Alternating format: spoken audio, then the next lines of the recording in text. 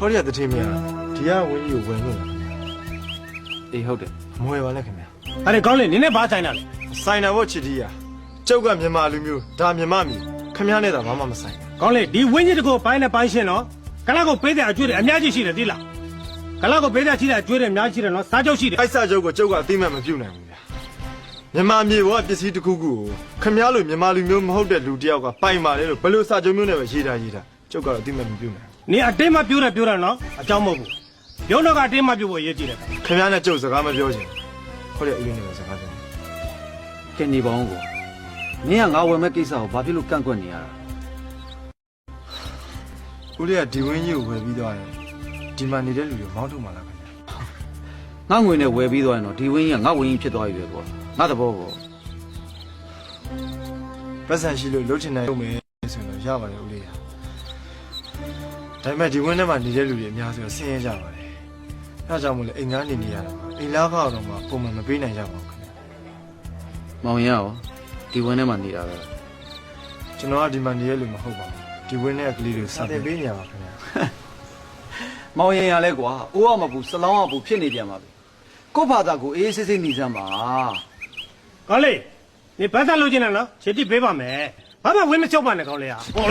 ဟေးခင်ဗျဘယ်လိုလုပ်ရတာ မြန်မာတွေစကားပြောနေတဲ့ကြားမှာဝင်ရှုပ်လို့စုံမလိုက်တယ်ဗျာ အေး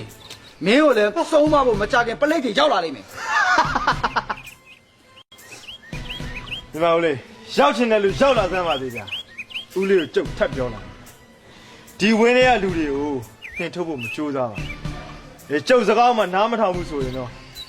ဦးလေးတွေမကောင်းဘူးဦးလေးတို့ရွှေစင်မျိုးဆက်ဒုက္ခရောက်သွားလိမ့်မ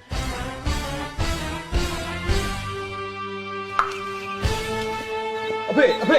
ထိတ်ခါနေလို့လက်သီးအတိုးခံပြီးချစ်တီတွားနှချောင်းကျွတ်သွားတာပေါ့နော်ခင်ဗျားတို့အရေးမယူတော့ဘူးလား ဟိုသွားနှချောင်းကျွတ်ထားတယ်ဗျာသွားကြရင်တော့နှုတ်ပြရသေးတာဒီလောက်တော့လာပြီးမလုပ်ပါနဲ့ဟုတ်သွားပဲအဖေက ဒီလိုလုပ်ပါလားရာဇဝတ်အုံမင်းဟိုရာဇဝတ်အုံမင်းကိုကျုပ်လက်ထိုးတာမဟုတ်ပါဘူးမြတ်တာစဉ်းစားပေးတတ်တဲ့ရာဇဝတ်အုံမင်းနာရီခကုံပူဇော်ခြင်းလို့ပါဗျာအရေးမယူရင်တော့မှနည်းနည်းပါးပါးခေါ်ပြီးဆုံးမပေးစမ်းပါ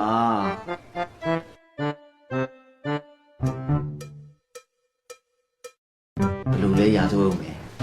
သုံးမပေးရမှာပေါ့ဗျာဒီကောင်အိမ်ငါးတွေဘက်ကရက်တည်တယ်ဆိုတာရိုးသားမဟုတ်ဘူးစင်သားတွေကို background ယူပြီးတော့အင်္ဂလိပ်အစိုးရကိုစန့်ကျင်မဲ့သဘောဒီလိုကောင်မျိုးကိုခုနေနှိမ်ထားမှအကောင်ကြီးပြီးအမေးရှင်းလိုက်မလွယ်ဘူး